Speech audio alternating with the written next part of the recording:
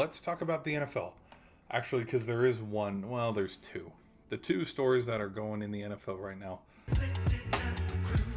Number one is everybody's up in arms about whenever Aaron Rodgers is going to decide to sign on the dotted line playing for the Steelers. There's that one. I still think that Rodgers is going to be a Steeler, but again, it's up in the air. Like, it really is. We know he's not going to sign anywhere until after OTAs. But again, I'm not holding my breath. I'm really not. Like, if the dude retires, he retires. Like, I'm not too offended by it. As for now, it's Mason Rudolph and it's Will Howard.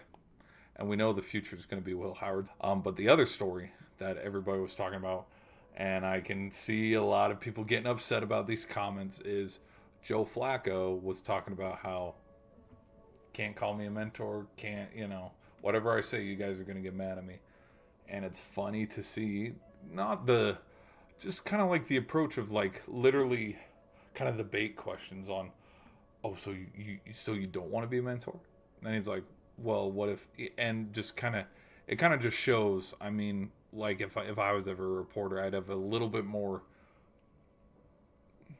I want to pose questions like that, but it's like, no, let's not kid ourselves here. Like, we know what the Browns' future looks like. The Browns' future is in Shador's hands or Dylan Gabriel's hands. Or Kenny Pickett could come in and say, no, this is my team. Because it's like, we know Joe Flacco's not the future of the Browns. We know this. We're going to find out the future of the Browns through the preseason, through this season, and probably next season. Like, this isn't something that's just going to solve itself in 2-3 weeks. And the reason why I say that is because when you look, okay, you drafted Gabriel. Obviously, you want to see something out of him. You drafted Shador. Obviously, you want to see something out of him. Now, the reason why they drafted two quarterbacks, only the Browns know why they did that, okay? And I'm here to say, like, a lot of the rookie QBs that did get drafted, none of them are going into good situations, which is why they're getting drafted in the first place, because these teams are having quarterback issues. I will say, I think Kyle McCord got drafted into a good situation because Hurts is the starter there in Philly. But it's not Flacco's job to mentor Shador or Dylan Gabriel. It's not, because I liked his comments about, like, if you want to learn something, watch. This is how I will teach you, is watch what I'm doing. It's how Mr. Miyagi, taught Danielson. You know what I mean?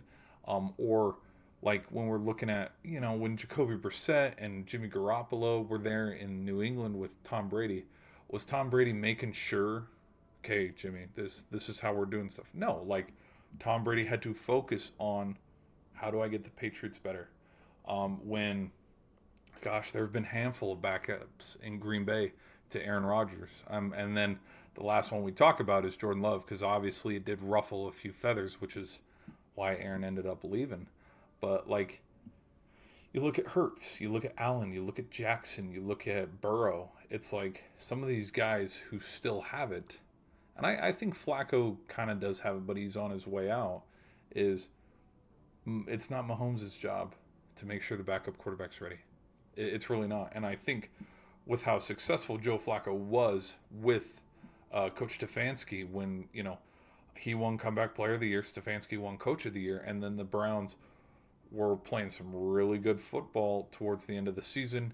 He threw, I think, the most touchdowns in like November and December into the playoffs, where they lost to the Texans, but like at one point he was the best quarterback. And if the Browns want to find themselves in a situation like that, Flacco's the guy.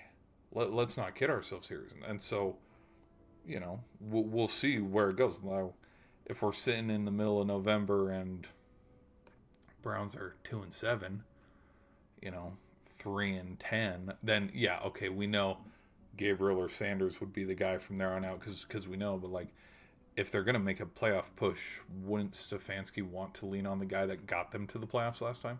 Because as far as I know, since Baker Mayfield, the best QB that the Browns have had has been Flacco, because he got them to the playoffs. And this is also not to include Watson. This is not to include Kenny Pickett as well, because I think because when we get through the preseason, again, we'll see how good Gabriel is. We'll see how good Sanders is in the preseason. Once that 53-man roster comes, I don't think the Browns are going to go into the regular season with 4 quarterbacks. I think Gabriel and Sanders are probably going to stay, and then Flacco will be that third QB. So now we have 3 QBs. That leaves that fourth weird outlier, Pickett. What are we going to do with Kenny Pickett? I think Pickett would then go to a team like the Saints, because the Saints have questions at quarterback. I think another team he could go to, maybe Arizona. Yeah, send him to Arizona, because we'll see about Kyler.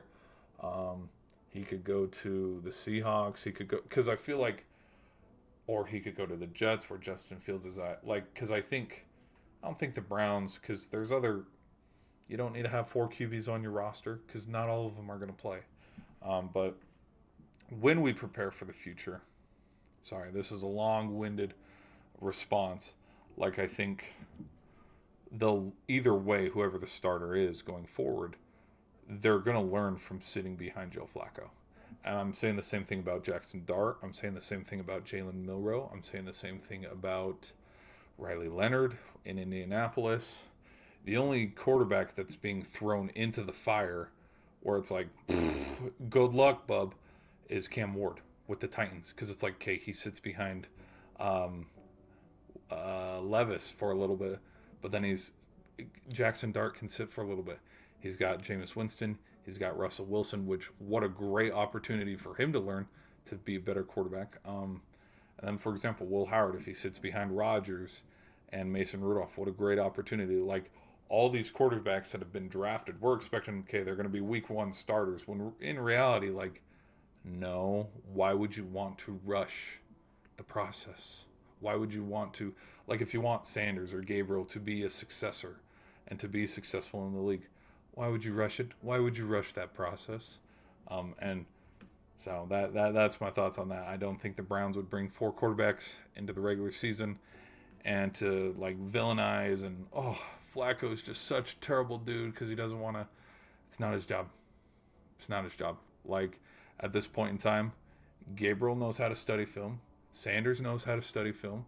Let them get the reps. Let them, take advantage of these OTAs, practice, preseason, and learn something, because there might be a game here. And knock on wood, not wishing injury on Joe Flacco, but if Flacco gets okay, let's say Trey Hendrickson signs a deal, with the whole Bengals drama.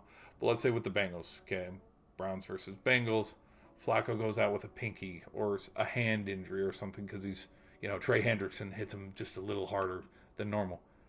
Look at that. We turn to our bench. Look at that. Gabriel was ready. Look at that. Sanders was ready. So, I don't know. I think the whole thing's blown out of proportion. And it's football. It's football. Those who have played it know you earn everything in football. So that's my huge thoughts on that. Not really shocking, but we'll just see. Browns are pretty fun. It's going to be fun it's going to just be fun how they cover the Browns this year.